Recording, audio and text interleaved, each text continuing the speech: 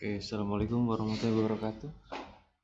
Nah, ini saya mau menjelaskan mengenai format New COGS and Summary Cashier Report 2024. Nah, jadi teman-teman semua di sini ada beberapa sheet dengan masing-masing fungsi. Yang pertama kita bahas mengenai sheet makro. Nah, sheet makro ini digunakan untuk data pengisian summary cashier ini. Data makro ini kita tarik dari Accurate Online. Nanti data yang kita tarik itu pure, tidak perlu dilakukan edit apapun. Kita langsung copy paste ke sini aja, langsung ke makro. Nanti kita akan bahas. Lalu di sheet overview, ini adalah sheet di mana kita bisa melihat total pembelanjaan per hari dan per bulan. Di sini kolom ini adalah total purchase, artinya termasuk semua barang, baik itu food, beverage, dan juga material. Di sini adalah kontrolnya. Ketika di sini menunjukkan angka error, berarti ini nanti ada data yang belum tercatat semua. Nah, ini nanti harus dicek.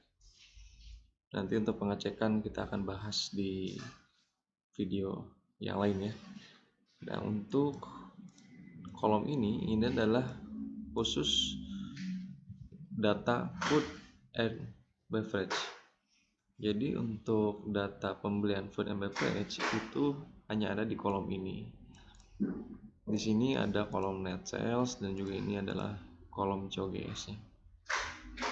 Jadi secara daily flash cost atau pemantauan COGS per hari itu bisa dilihat dari report ini.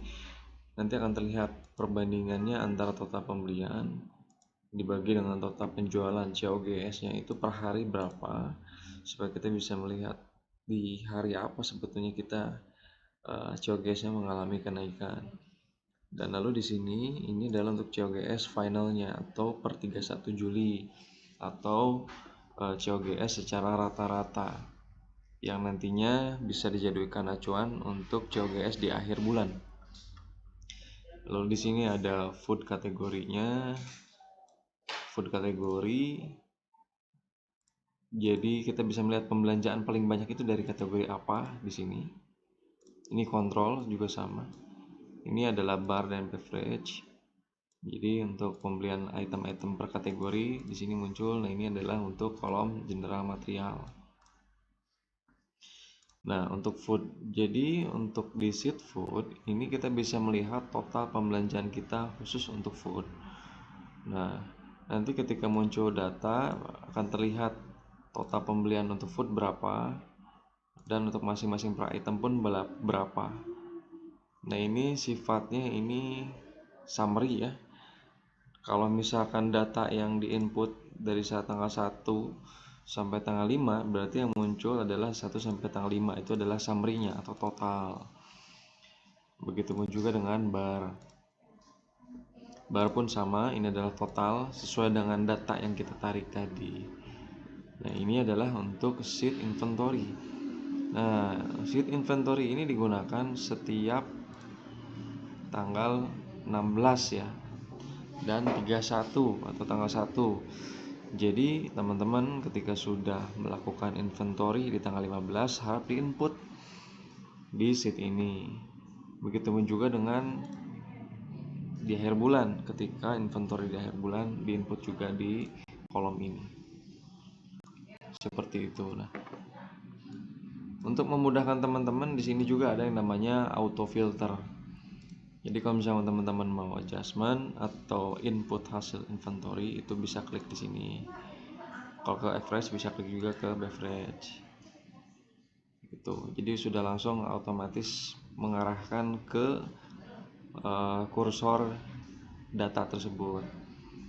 Ke food kita langsung arahkan ke food. Kalau misalnya per kategori kita langsung hanya memunculkan kategori production atau produksi. Daging juga sama. Ini untuk memudahkan teman-teman ya. Nanti disesuaikan aja dengan teman-teman bagusnya seperti apa. Nah, ini adalah untuk COGS-nya. Ini adalah perhitungan COGS. Nah, ke depan untuk inventory mau dijalankan secara berkala dan konsisten. Jadi nanti akan terlihat di sini COGS dari tanggal 1 sampai 15 berapa, COGS 16 sampai 31 berapa. Lalu ini adalah COGS finalnya berapa. Periode 1 sampai 31 nanti akan terlihat di sini. Nah, detail cost dan expense ini nanti akan muncul untuk pembelanjaan material. Nanti akan terlihat material itu apa saja sih, totalnya berapa. Nanti akan terlihat di sini semua, termasuk untuk cost of food dan beverage. Lagi-lagi ini saya sampaikan, ini adalah kontrol. Maaf, yang ini yang kontrol. Kontrol artinya kontrol ini harus bernilai 0, tidak boleh ada angka. Jika ada angka berarti ada yang tidak sesuai atau ada data yang tidak masuk. Nah, ini daily sales, ini kurang lebih formatnya sama dengan yang sebelumnya kita input. Tidak ada perubahan ya. Hanya saja ini nanti masing-masing finance cabang mohon disesuaikan dengan payment metode masing-masing. Seperti itu. Nah, ketika teman-teman melihat kondisinya di sini ada selisih atau di kontrol manapun selisih, teman-teman bisa lihat di sini di makro nanti. Nanti pilih cek yang belum terdata, nanti akan muncul. Biasanya error itu terjadi karena master item itu belum masuk atau ada penambahan item yang baru. Nah, karena ini rumus berdasarkan dari tarikan data master item atau barang dan jasa. Nah, ketika ada yang belum terdata, kemungkinan kita belum tarik item yang baru. Oleh karena itu nanti berkala saya akan kirimkan master item yang terupdate supaya nanti teman-teman tinggal copy paste ke data barang dan jasa ini sehingga semuanya dapat terdata dengan baik secara sistem. Nah, untuk data ini kita bisa tarik di Kuret online-nya pusat. Kita masuk ke daftar laporan, lalu masuk ke sini, pilih memorize, lalu pilih pembelian barang per cabang, pilih periodenya. Misalkan saya ambil contoh pelanggannya adalah Emporium. Nah, jangan lupa setelah kita pilih tanggal, kita harus klik kolom. Kita pilih secara spesifik pelanggannya itu adalah, ambil contoh Emporium, simpan, lalu tampilkan. Nah, setelah ditampilkan, ini akan muncul pembelian cabang dari tanggal 1 sampai dengan tanggal 8. Nah, ketika sudah muncul, baru kita ekspor ke Excel. Nah, lalu setelah diekspor ke Excel,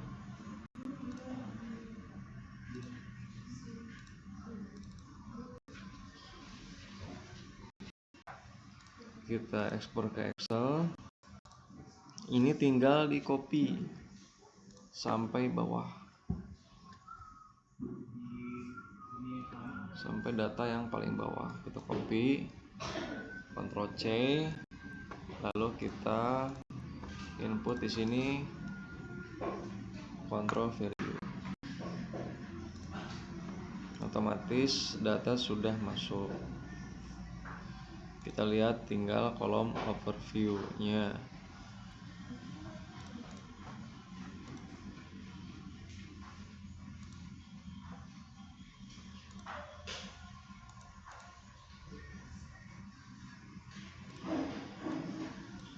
Nah, ini teman-teman jangan lupa ubah tanggalnya kalau misalkan belum masuk. Ini karena sudah masuk Agustus, jadi kita ubah ke bulan Agustus. Nah, ini ada selisih. Biasanya ada selisih karena ada data yang belum masuk atau ada item baru. Cara pengecekannya teman-teman tinggal pilih di sini, tinggal cari belum terdata. lalu pilih kategorinya food. Nah, berarti ini yang belum terdata di sistem, sesuai kan selisihnya. Seperti itu. Jadi nanti ini harus tarik data yang terupdate untuk master item. Nanti saya kirimkan berkala secara update. Nanti akan terlihat total pembelanjaannya berapa untuk food. Nanti akan terlihat seberapa banyak sih kita pembelanjaan untuk masing-masing item, bisa dilihat di sini. Lalu yang baru juga sama, bisa dilihat.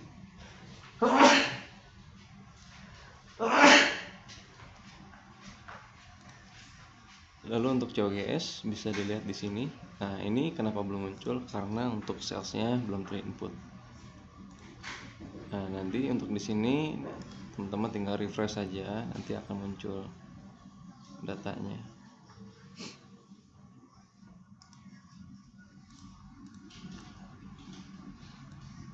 Oh, kalau untuk yang ini, maaf, untuk yang ini kita tarik data baru ya. Nanti kita bahas di next video aja. Yang penting kita bahas dulu untuk mengenai COGS. Nah, kalau misalkan sudah semua diinput, nantinya untuk data yang akan jadi adalah seperti ini.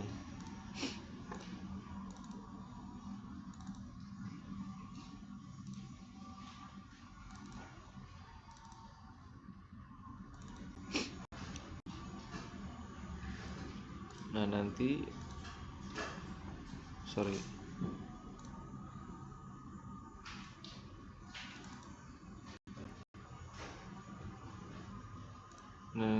ya data yang jadi seperti ini. Terlihat COGS, ini contoh COGS Emporium di bulan Juni. Akan terlihat COGS Emporium bulan Juni 34.39, dan ini kontrolnya udah 0 semua, artinya data semua sudah terbaca dengan baik. Sampai sini selesai. Nanti kalau misalkan kurang jelas, nanti kita akan bahas secara langsung. Terima kasih. Assalamualaikum warahmatullahi wabarakatuh.